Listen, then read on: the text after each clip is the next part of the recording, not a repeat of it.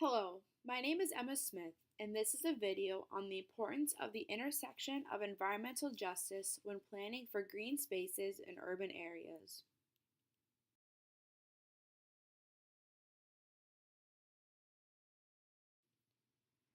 As urbanization and the popularity of cities rises across the nation, the needs of people living in these places increases as well. While taking into account the needs of the diverse communities who call urban areas home, the intersection of environmental justice and equitable access to green spaces is extremely important to consider. Historically, marginalized communities have been left out of the conversation regarding their access to green spaces and on city planning in general.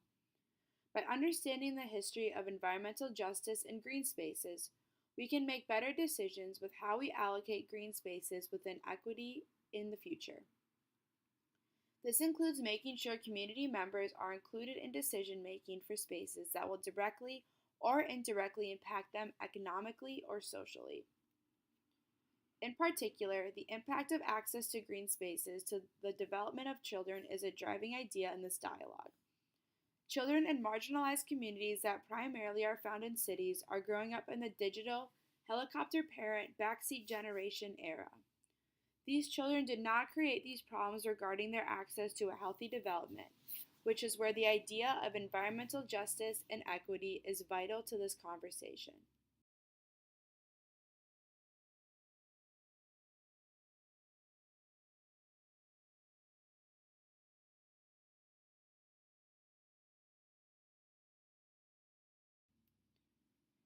My research question is: how do we prioritize environmental justice when planning for green spaces in cities, as well as where we should prioritize placing these green spaces based off of needs of the community and ArcGIS data? By using GIS data and information from journal articles, there are places in the Twin Cities where it will become apparent are optimal for green spaces that will address the lack of marginalized children having access to the outdoors. Since there is a need for conservation of pollinator species globally, that has also become part of this research process. Optimal green space locations are places that are beneficial for bees and that are inclusive of all communities to get people outside in nature.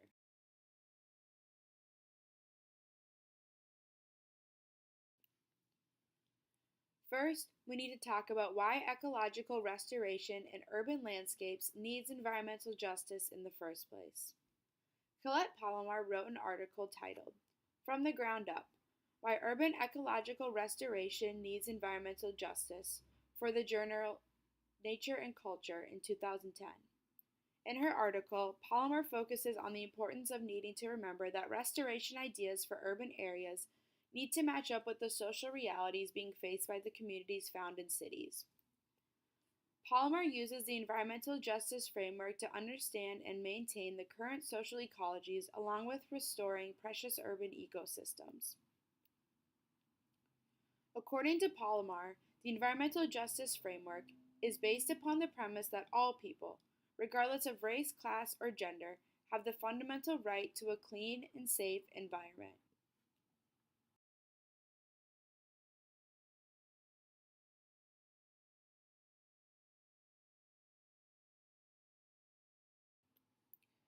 In Ming Wen's article titled Spatial Disparities in the Distribution of Parks and Green Spaces in the USA for the journal Annals of Behavioral Medicine, he sheds light on the numbers behind the disparities that communities of color have when it comes to access to green space. Wen's methods include linking census, park, and green space data with the 2010 U.S. Census and the 2006-2010 American Community Surveys. Linear mixed regression models gave Wen the results of the combination of the data. The results were that poverty levels were negatively associated with distance to parks and percentages of green spaces in urban suburban areas, while positively associated in rural areas. Percentages of blacks and Hispanics were in general negatively linked to distances to parks and green space coverage along the urban-rural spectrum. It is important to note that these associations may vary across urbanization levels.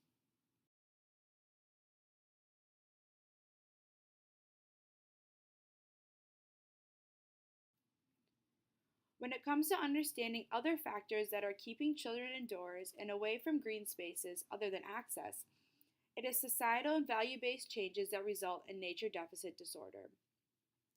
Nature deficit disorder is a concern that humans, and in particular children, are spending less time outdoors due to the rise of technology and urbanization.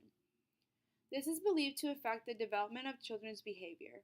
It is not a disorder that is prescribed by doctors. It is rooted in research and is more of a reflection of humans' alienation from the earth and consumer culture. Susan Strife wrote an article titled, Reflecting on Environmental Education: Where is Our Place in the Green Movement? For the Journal of Environmental Education in 2010. She recognizes the disconnect that is growing between children and the outdoors and in even more depth, understanding how power and privilege based off of identity impacts which children have easier access to green spaces.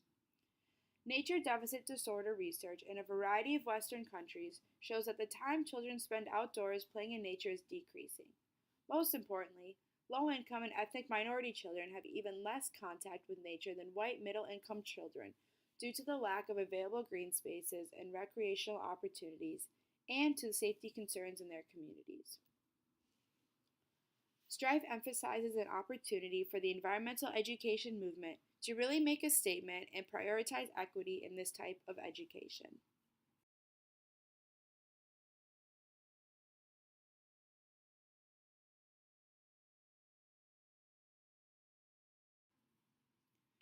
When transitioning to the GIS portion of this video, it is important to remember the past articles since their information has impacted the variables considered in the model. When deciding which variables to include in our research, I thought about targeting areas that were both beneficial for pollinators and supportive of all communities. This included urban heat islands, the percent of the population under 18 years of age, median household income, proximity to existing parks, and proximity to bee habitats. After choosing which variables to incorporate into our research, I added each of those map layers into our model. However, because each layer is a vector of data, I had to use the raster tool in order to reclassify the values.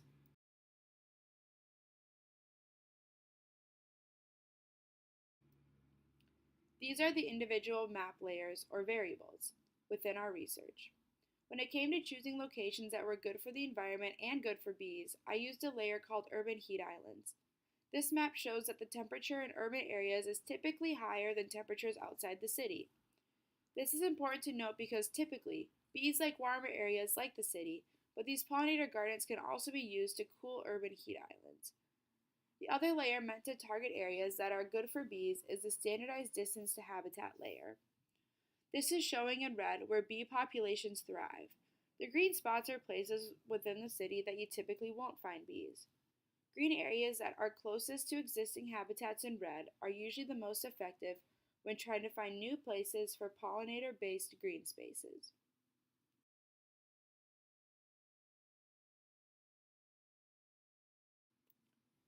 In this standardized distance to parks layer, we can see that the green areas are nearest to parks while the red areas are furthest from parks. This variable is important to consider because some areas that are further from current parks but close to youth could be optimal locations for more green spaces with a focus on pollinator resiliency.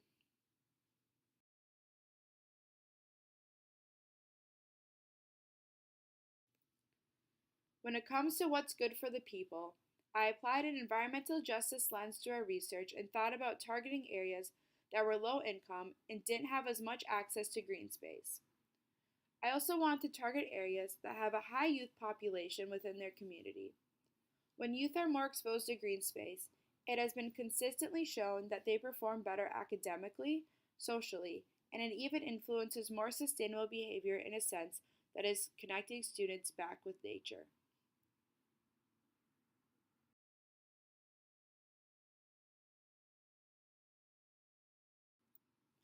Finally, I produced this map of the 7-county metro that shows our optimal locations for pollinator habitats in red.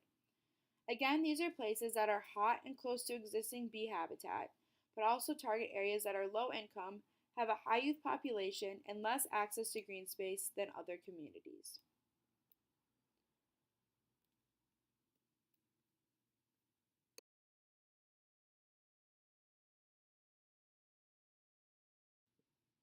In conclusion, there are two optimal areas pulled from the GIS map that I have chosen that could be potential areas for green spaces focused around pollinator restoration and environmental justice. One is near Minnehaha Falls, and the other is near the South St. Anthony community.